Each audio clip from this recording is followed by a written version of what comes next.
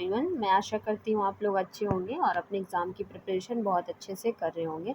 तो आज इस क्लास में हम एनसीईआरटी क्लास 7 के चैप्टर 7 करेंगे, रेस्पिरेशन इन ऑर्गेनिजम्स, जीवों में श्वसन।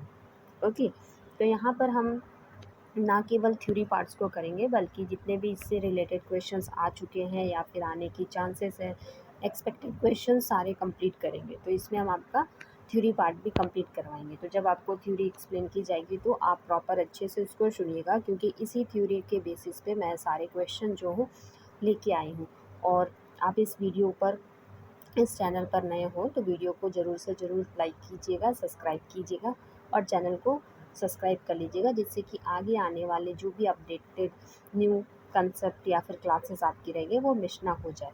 ओके, और इसके पहले मैंने एनसीईआरटी क्लास 6 की सारे चैप्टर्स को कंप्लीट करवाए हैं, जिसमें टोटल 11 चैप्टर्स थे। वो सब भी आप ज़रूर उसे देखिए। इससे क्या होगा कि आपकी जो कंसेप्ट में है वो उस पर क्लैरिटी आएगी और सीक्वेंस में सारी चीज़ें आपकी कंप्लीट होती चली जाएगी। अपने नोट्स को ज़रूर प्रिपेयर कीजिएगा।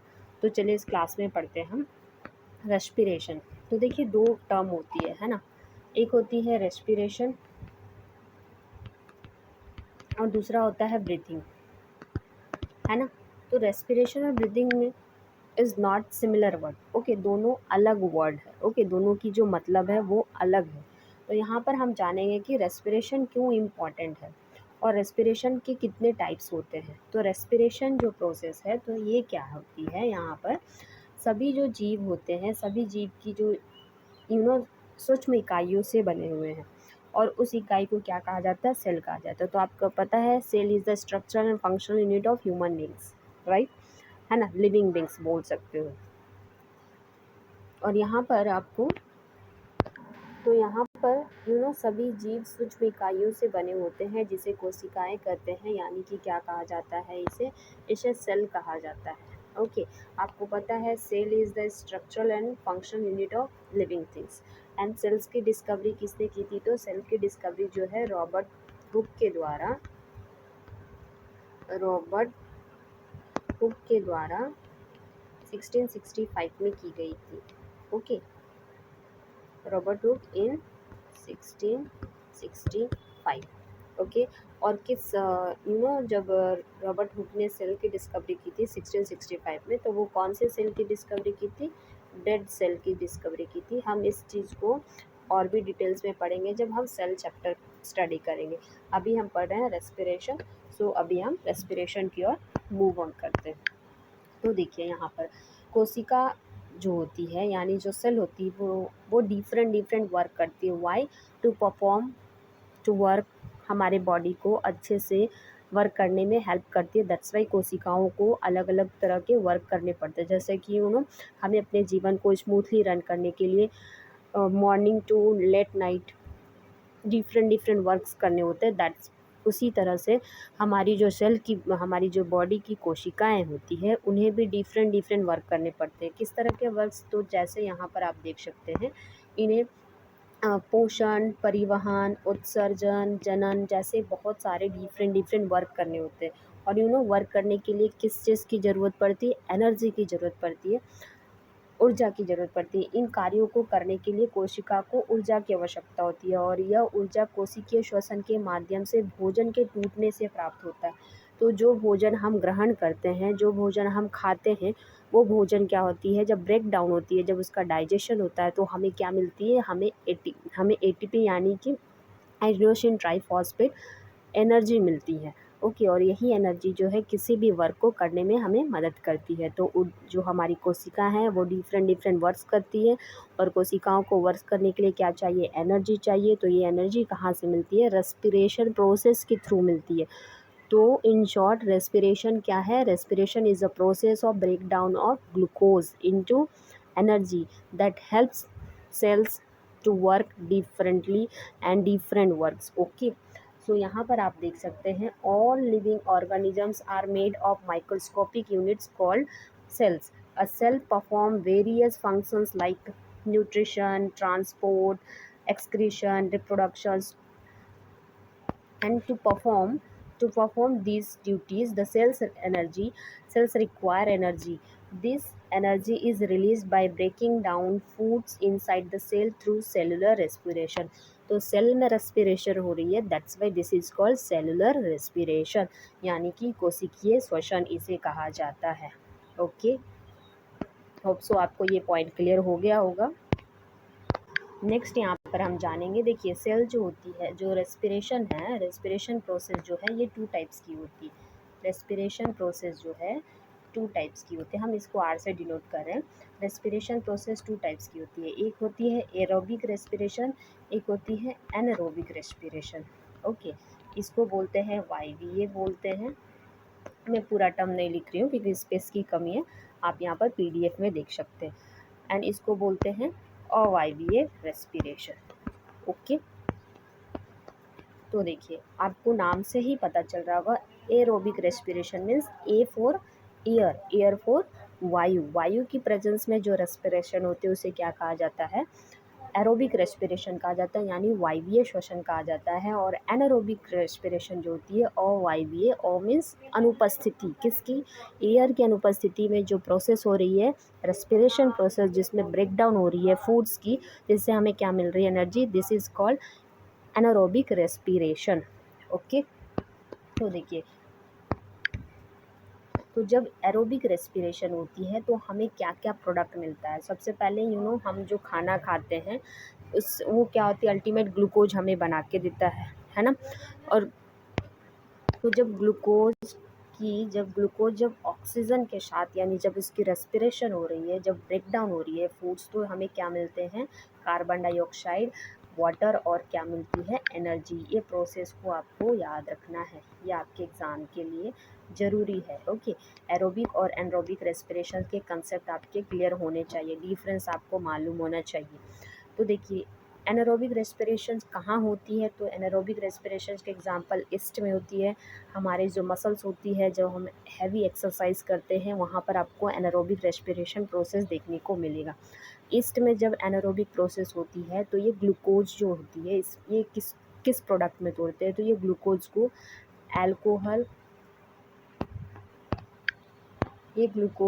अल्कोहल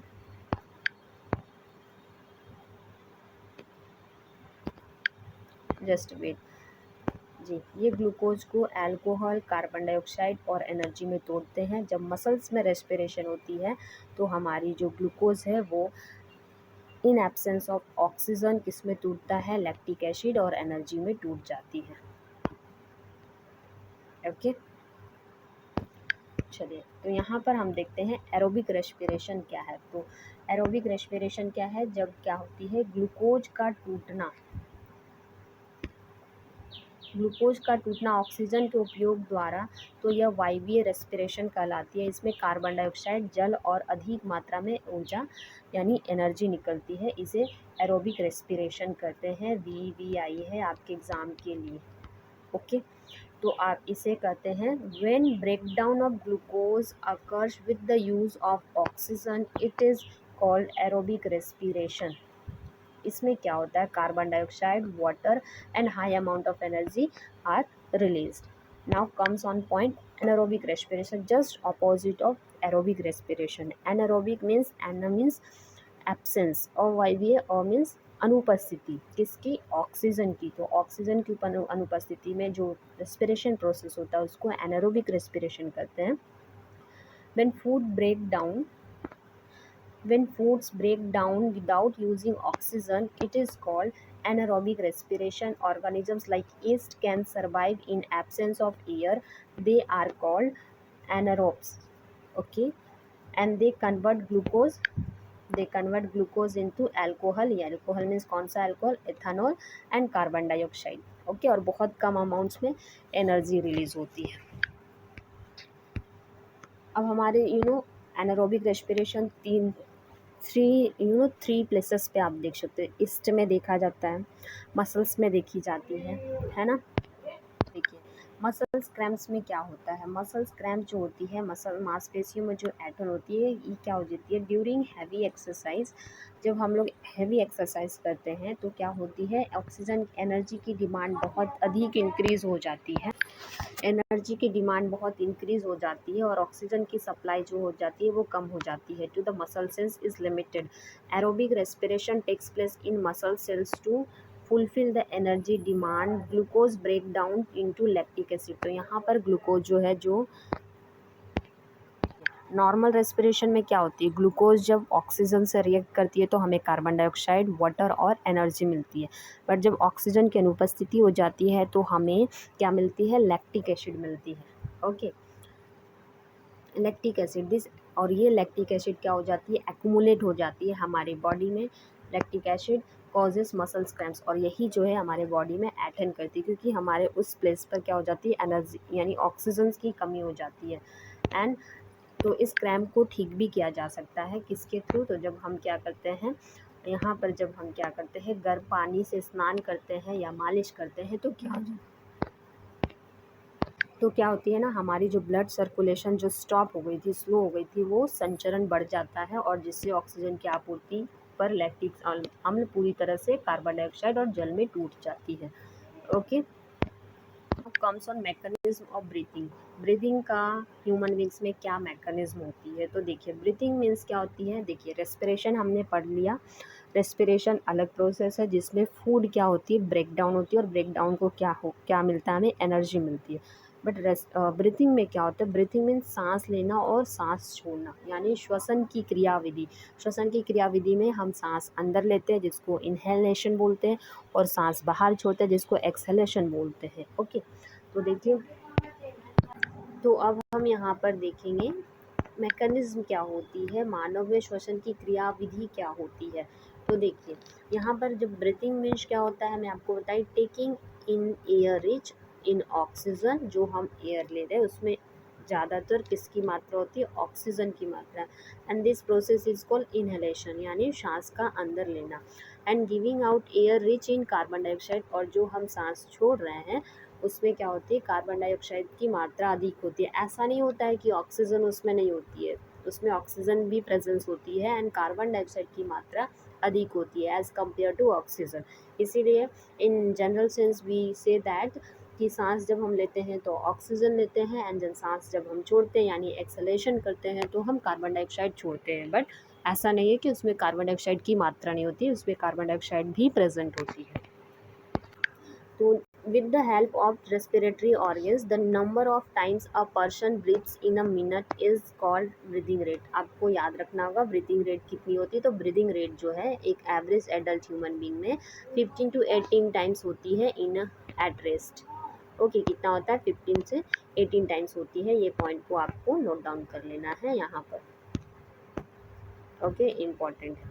चलिए अब हम जानेंगे कि जब हम इनहेलेशन और एक्सलेशन करते हैं, जब अंतः श्वसन और उच्च श्वसन करते हैं, तो हमारी जो रेस्पिरेटरी ऑर्गन्स होती है उसकी पोजीशंस, उसकी अवस्था क्या होती है, किस स्टेट में होते हैं, यहाँ से एग्जाम्स में क्वेश्चंस पूछे जाते हैं। तो ribs and then diaphragm and then chest cavity and then composition of air. तो जब रिब्स जो होती है, जब हम इनहेलेशन करते हैं, सांस अंदर लेते हैं, ये आप प्रैक्टिकली डील कर सकते हो। आप अभी स्टडी करते हुए भी आप एक्सपेरिमेंट कर सकते हो, आप इस चीज़ को फील कर सकते हो। आप इनहेल करो, यानी आप सांस को अंदर लो तो आप फील करोगे जो हमारी रिब्स है वो मूव अप हो जाती है, वो अपर की ओर उठ जाती है, ऊपर साइड, और जो एंड आउटवर्ड, ऊपर जाकर ऊपर जाती है और साइड से क्या हो जाती है, बाहर की ओर फूल जाती है। ओके, ऊपर और बाहर की ओर गति करती है। बट जब हम एक्सहेलेशन करते हैं, जब हम उच्च वसन करते हैं, यानी जब सांस हम छोड़ते हैं, ये भी आप एक्सपेरिमेंट कर सकते हैं। आप जब पढ़ रहे हो, मेरे वीडियो को देख रहे हो, उसी समय आप प्रैक्टिकली कर सकते हो। इससे क्या होगा कि आपके कंसेप्ट क्लियर होंगे और ये जो पॉइंट है इसमें आप कंफ्यूज नहीं होंगे और ये लॉन्ग टाइम तक आप याद कर सकोगे। ओके, तो जब हम मूव डाउन करते हैं, मतलब जब हम ऑक्सीजन छोड़ते हैं या फिर जब हम एयर सांस छोड़ते हैं तो हमें क्या होती है, हमारी जो रिब्स होती है वो मूव डाउन कर जाती है और इनवर्ड अंदर की ओर चली जाती है। डायफ्राम की स्थिति क्या होती है, तो यहाँ पर ये मूव डाउन हो जाती है। डायफ्राम जो होती है, देखिए आप इसको इस तरह से याद कर सकते हैं, डी फॉर डायफ्राम हो गई और डी फॉर डाउन हो गई। तो डायफ्राम जो है वो डाउन हो जाएगी in case of inhalation, and क्या होगी, मूव अपवर्ड्स हो जाएगी टू ओरिजिनल पोजीशन। तो जिस पोजीशन में पहले थे उस पोजीशन में आ जाएगी एक्सेलेशन यानी उच्छ्वसन के टाइम में। चेस्ट कैविटी क्या होती है, तो चेस्ट कैविटी क्या होती है, इंक्रीज हो जाती है जब हम सांस लेते हैं, क्योंकि जब हम सांस लेते हैं तो हमारे फेफड़ों में क्या हो जाती है, हवा भर जाती है ना, गैस भर जाती है, एयर भर जाती है, जिससे हमारी जो चेस्ट कैविटी होती है वो इंक्रीज़ हो जाती है। एंड जब हम सांस छोड़ते हैं तो ये क्या हो जाती है, डिक्रीज़ हो जाती है, वायु बाहर धकेली जाती है, बाहर की ओर आ जाती है। ओके, एयर की कंपोजिशन, तो जब हम इन्हेलेशन करते हैं, जब हम सांस लेते हैं तो हम जो एयर ले रहे हैं, बोला जाता है ना कि हम सांस लेते समय कौन से गैस को इनहेल करते हैं, सांस लेते हैं, तो इसमें हम oxygen as well as carbon dioxide both लेते हैं। बट इसमें जब सांस लेते हैं तो ऑक्सीजन की मात्रा अधिक होती है, 21% होती है, जो कार्बन डाइऑक्साइड होती है ये केवल 0.4% होती है। ओके, एंड जब हम एक्सहेल करते हैं, एक्सहेलेशन करते हैं, यानी जब वो हम गैस इमिट करते हैं, तो यहाँ पर आपका जो ऑक्सीजन की मात्रा ज़्यादा होती है 16.4% हो जाती है, एंड कार्बन डाइऑक्साइड 4.4% होती है। ओके, चलिए अब देखते हैं अदर जो एनिमल्स है, ऑर्गेनिजम्स है, उसमें रेस्पिरेशंस की क्या क्या ऑर्गन्स होते हैं, किस तरह से वो रेस्पिरेशन करते हैं। एग्ज़ाम के लिए बहुत इम्पॉर्टेंट है, आप कुछ पढ़ो या ना पढ़ो, रेस्पिरेशन में ये पॉइंट आपको क्लियर करना ही है, क्योंकि यहाँ से क्वेश्चन डायरेक्ट उठकर आपको देखने को मिलेगा। तो देखिए, कॉकरोच जो है, तिलचट्टा जिसको बोलते हैं, has small openings on the side of its body called spiracles. Spiracles में क्या होती है, छोटे छोटे ओपनिंग्स होते हैं कॉकरोच के साइड्स बॉडी में। इसमें क्या होता है, the network of air tubes of gas exchange, it is called trachea. और उसमें क्या होती है, एयर एक्सचेंज होती है, जिसे ट्रेकिया कहा जाता है। Oxygen rich air rashes through spiracles into tracheal tubes diffuses into tissue. तो मतलब क्या होती है, जो O2 होती है, जो ऑक्सीजन होती है, वो कहाँ जाती है, स्पिरिकल्स में जाती है। स्पिरिकल्स से कहाँ पे जाएगी, ट्रेकिया में जाएगी। ट्रेकिया से वो कहाँ चली जाएगी, टिश्यू में डिज़ोल्व हो जाएगी, and then reach the cells, और सेल के पास चली जाएगी। ओके, अर्थवॉर्म के पास आते हैं। तो अर्थवॉर्म में क्या होती है, breathes through most slimy skins. तो अर्थवॉर्म जो है अपनी स्किन के थ्रू वो रेस्पिरेशन करते हैं, gases can easily pass to it. Frog also have a pair of lungs like humans, but they also breathe through their most slippery skin. तो देखिए, आपको एग्ज़ाम्स में क्वेश्चंस बन सकता है कि मैचिंग करने का ऑप्शन आ जाएगा, कॉलम ए को कॉलम बी से मैच करो, एंड देन उसमें कौन सा ऑप्शन राइट है, इस तरह के क्वेश्चंस आपको देखने को मिलेगा। ओके, देखिए यहाँ पर इसके बाद फ़िश को देखते हैं। तो फ़िश भी देखिए, फ़िश जो होती है, फ़िश के पास क्या होती है, रेस्पिरेशन ऑर्गन क्या होती है, गिल्स होती है, जो उसे हेल्प करती है ऑक्सीजन, वाटर में जो ऑक्सीजन डिजॉल्व है उसे वो ग्रहण करती है। Gills are projection of skins. तो ये भी क्वेश्चन बन सकता है, what is gills, gills is dash. तो gills are projection of skins की बनी होती है, and are well supplied with the blood vessels for gas exchange. और इससे क्या होती है, गैस की एक्सचेंज होती है। ओके, प्लांट्स किस तरह से रेस्पिरेशन करते हैं, तो